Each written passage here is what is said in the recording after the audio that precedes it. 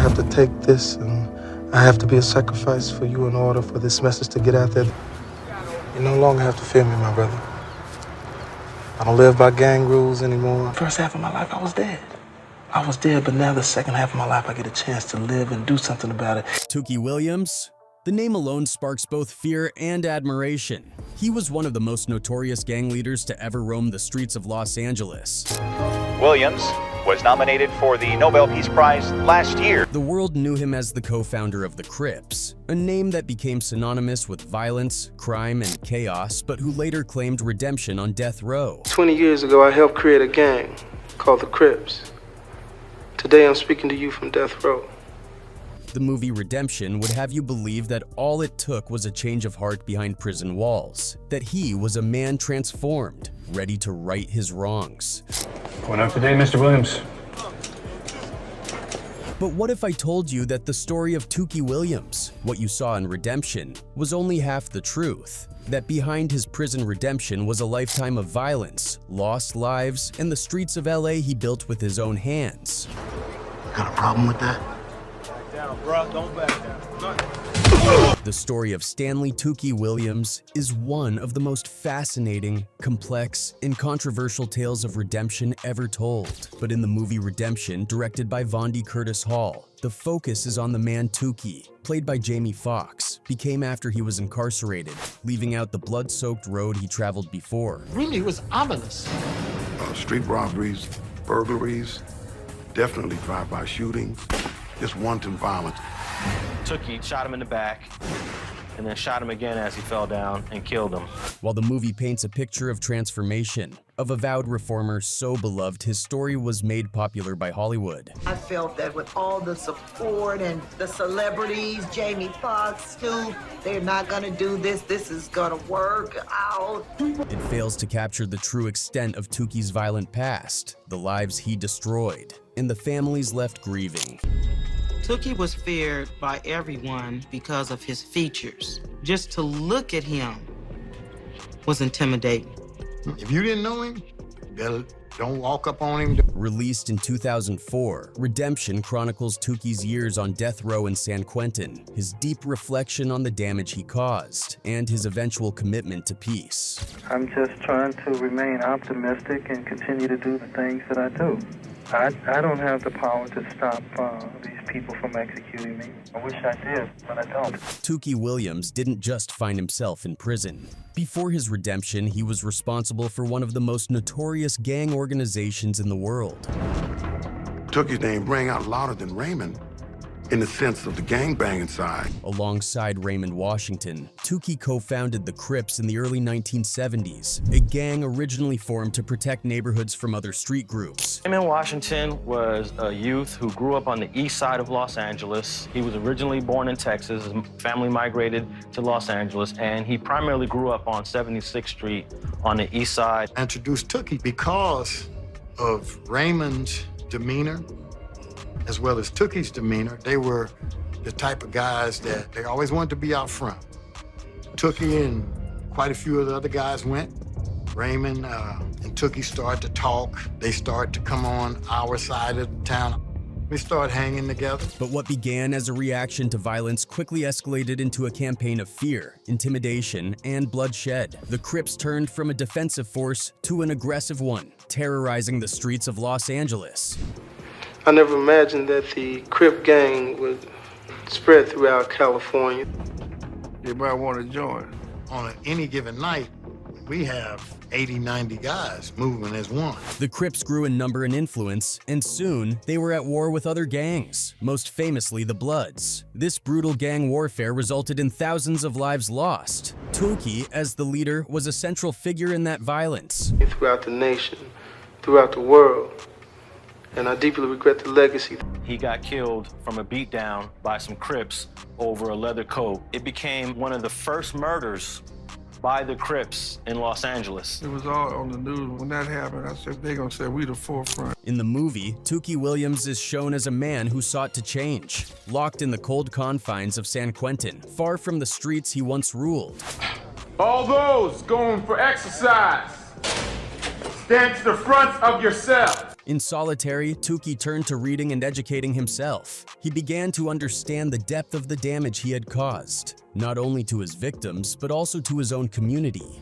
Tookie started to see his life from a different perspective, one in which he sought redemption. That brother has the answers to bring peace in our streets. The movie tells a story of peace building, Tookie writing children's books, speaking against gang violence, and offering hope to those still trapped in the same life he once lived. Together, we can put an end to this cycle that creates deep pain in the hearts of our mothers, our fathers. He wrote a memoir, Blue Rage, Black Redemption, in which he apologized for his role in creating the Crips and for the thousands of lives lost as a result of his actions. Stanley Williams was very passionate about ending gang violence. The film makes it easy to buy into the idea of a reformed man, but does it truly capture the magnitude of the destruction he left in his wake? The streets of Los Angeles in the 80s were not simply battlefields for turf wars. They were a microcosm of the deep social and racial issues that plagued entire communities. And our people who have lost loved ones to this senseless violence. What the film doesn't show are the years spent terrorizing South LA, the families torn apart, and the lives lost due to his decisions. Tookie's violent past cannot be erased by a book or a speech. While he may have found clarity in prison, the damage he caused was permanent. Remember, he took this guy's radio, stuck his hand in his mouth, knocked him out, took his big boom box. He had anger in him, I don't know why. In 1979, Williams was arrested and convicted for the brutal murders of 4 people during a string of robberies. One of the victims was Albert Owens, a 7-Eleven clerk who was shot in cold blood. But this wasn't just a robbery gone wrong. It was an execution. Williams, a co-founder of the notorious LA street gang, the Crips, was convicted of killing 4 people in 1979, though he maintains his innocence. Everything is predicated on hearsay. The prosecution's case against Tookie painted a chilling portrait of a man who not only carried out violent crimes, but also orchestrated them with chilling precision. However, he claimed innocence. He was very clear with me that he was innocent, and that the state of California was killing an innocent man. In addition to the 7-Eleven robbery, Tookie was convicted of the massacre at the Brookhaven Motel, where he and his associates murdered 4 innocent people. These were not isolated incidents. They were part of a much larger problem, the violent culture Tookie helped perpetuate. Tookie was convicted in 1981 for 4 murders, special circumstances, and then was eventually sentenced to death. Tookie's double life. Gangs and redemption. Stanley Tookie Williams wasn't just a thug. He was a man who lived a life of contradictions. He ran the streets with an iron fist, yet found redemption in prison. He committed crimes, but also sought to right his wrongs. He killed, but later became an advocate for peace.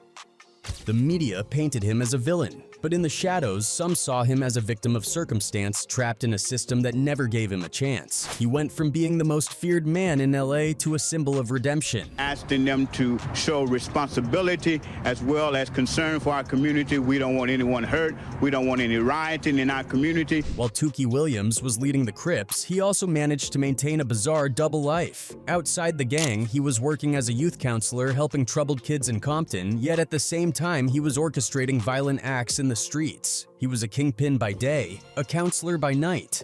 The contradiction was staggering, but it showed just how deeply embedded Tookie was in the world of crime and violence.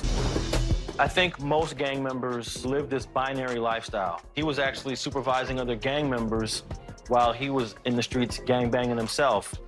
Despite his role as a counselor, Tookie's addiction to violence and crime couldn't be ignored. His drug use, particularly PCP, worsened. He became addicted to the power he wielded on the streets and the sense of invincibility it gave him. Even after he was stabbed in prison, after numerous failed attempts at escape, and even after being convicted of murders, he claimed he didn't commit. He couldn't escape the person he had become. Other counselors trusted him. People who ran boys' homes trusted Tookie with the job. He enjoyed working with those children, but he also had got to a point where he was really fascinated. While redemption tells a story of hope, it also leaves out the deeper, darker truths. Tookie Williams may have sought peace in his final years, but his past is inextricable from the violence that plagued Los Angeles for decades. Redemption is possible, but it requires more than just words. It requires a deep, unwavering reckoning with the destruction of the past. Reality is that people would look at you and remember the way you were and say, this guy was convicted, he's lost his appeals, he's on death row, he got what he deserved. In Redemption, we see the older, introspective Tookie, someone who has found remorse for his violent past. But it doesn't paint a true picture of the terror he once instilled. People who lived in the streets where Tookie ruled knew the other side of him, a side that was built on fear and violence. Ice-T, a man whose own path in life intertwined with the gang culture of Los Angeles, knows this side of Tookie firsthand. Ice-T's first real encounter with Tookie wasn't in some dark alley or during some dramatic confrontation. It was in the bright lights of a music event. Ice-T and his crew were performing, and Tookie and his gang rolled up, showing exactly who they were. No introductions, no fanfare, just a group of men who owned the streets, walking onto the stage as if they owned the world. Tookie wasn't there just to enjoy the show. He was there to make a statement. His crew oiled up their bodies, flexed their muscles, and posed, completely unbothered by the event or the crowd around them. I got a story with Tookie. I would see Tookie almost every weekend when we would go out, because Tookie and them they would just walk up on the stage and start posing and have niggas rubbing oil on them. For Ice-T, watching Tookie was a lesson in power. It was a moment where everyone around him knew their place. The stage was frozen in time. The crowd, they didn't say a word. When you were around Tookie, you didn't have the luxury of ignoring his presence. Respect was earned through fear, and Tookie had more of it than most could handle. But this wasn't a one-time thing. This was the reality of Tookie's existence. Everywhere he went, he demanded that same attention, and everyone in LA, from gang members to ordinary citizens, had no choice but to give it. Because Tookie was a monster, so him, Jamel, they would always be out. But my situation with Tookie, I said it in the TV show Gangland. Tookie's life wasn't built on the humble beginnings the movie suggests. Ice-T recalls a time when he was living on 24th Street with his girlfriend. One day, after finishing his workout, feeling pumped up and invincible, he steps outside to find a scene he wasn't prepared for. So she comes back in. This out here, they disrespectful, this, that, and the third, like that. Now, Court will tell you, once you finish your set, you feel like God. Tookie and his crew were parked outside in a lowrider, Tookie looking like a force of nature, sitting with his trademark pompano hairstyle and a scarf, his demeanor calm, his presence unstoppable. When you saw Tookie, you didn't think of redemption, you thought of survival. So I fall out. I ran outside, it was Tookie.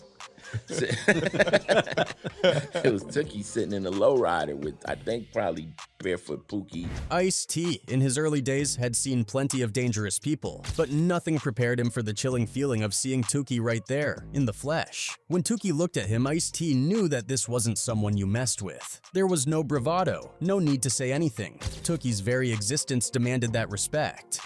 And I looked out, and I seen them niggas, I was like, ah, that's Tookie. I ran back in the house.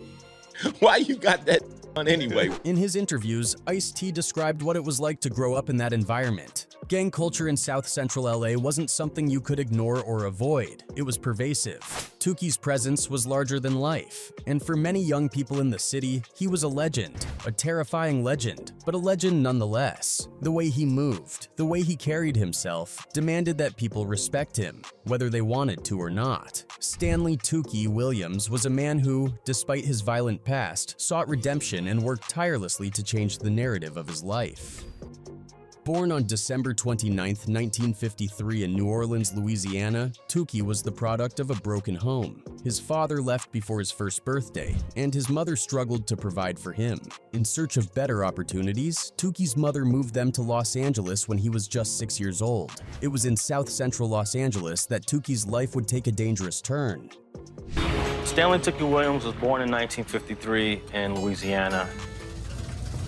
About 6 or 7 years later is when his mother moved to Los Angeles. The neighborhood he moved into appeared beautiful from the outside, with manicured lawns and well-kept homes. However, beneath the surface, it was one of the most dangerous areas in Los Angeles, plagued with high rates of unemployment, violence, drugs, and crime. Tookie, still a child, became immersed in this violent environment. He was introduced to conflict early in his life, engaging in fights and witnessing cruelty and rage on a daily basis. These early experiences shaped the man he would become. As Tookie grew older, he struggled to stay on the right path, increasingly getting involved in drugs, theft, and eventually gang life. By the time he was a teenager, his life had taken a downward spiral. His mother tried to guide him, taking him to church and seeking psychiatric help for what she thought were mental issues.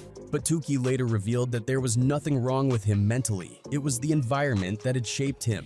He was a product of his circumstances. He immediately started to get into conflicts with other boys. We were like hanging out, fighting and stuff like that in nature, or just getting into mischief at that time because we wasn't in nothing but the 8th or 9th grade.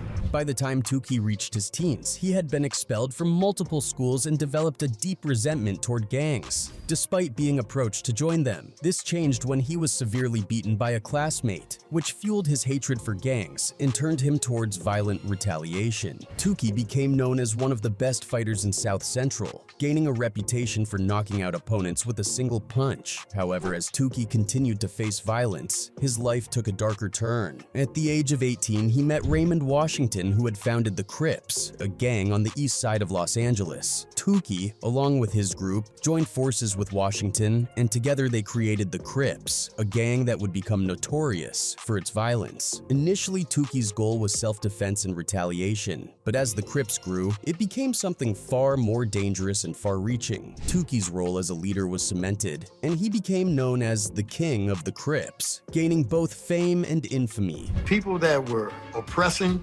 people in our neighborhood, those were the first ones we pressed. We were proud young men.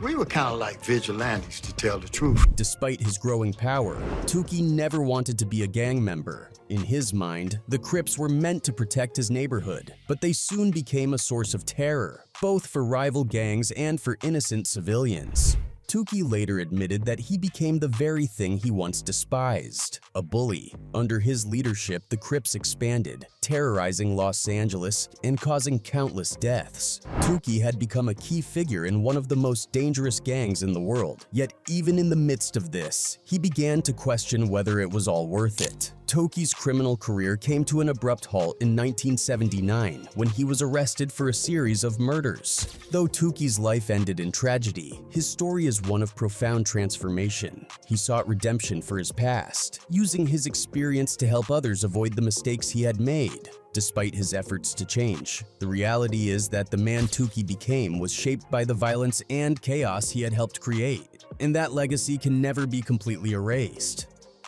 Tookie Williams had not only become an advocate for peace, but he had also garnered international attention for his efforts to stop gang violence. In fact, he was nominated for the Nobel Peace Prize for his work to prevent youth from falling into the dangerous world of gangs. He wrote children's books that warned of the dangers of gang life, and he used his own experiences to educate others on how to escape the vicious cycle of violence. But despite his transformation, Tookie's appeal for clemency, his last hope for life, was rejected by California Governor Arnold Schwarzenegger. Just wanton violence.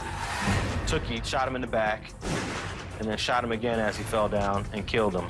The reasons behind Schwarzenegger's denial were, to many, deeply frustrating. Although Tookie had taken responsibility for his past actions, including co-founding the Crips and contributing to the lives lost due to gang violence, he had also worked tirelessly to make amends. His actions in prison were nothing short of remarkable, and many believed that he had earned a chance at life. However, political pressure, public opinion, and perhaps the lingering image of Tookie as the notorious Crip leader overshadowed his redemption efforts. The denial of clemency was a tragic end to a life that had been trying to make amends for the violence he had once perpetuated.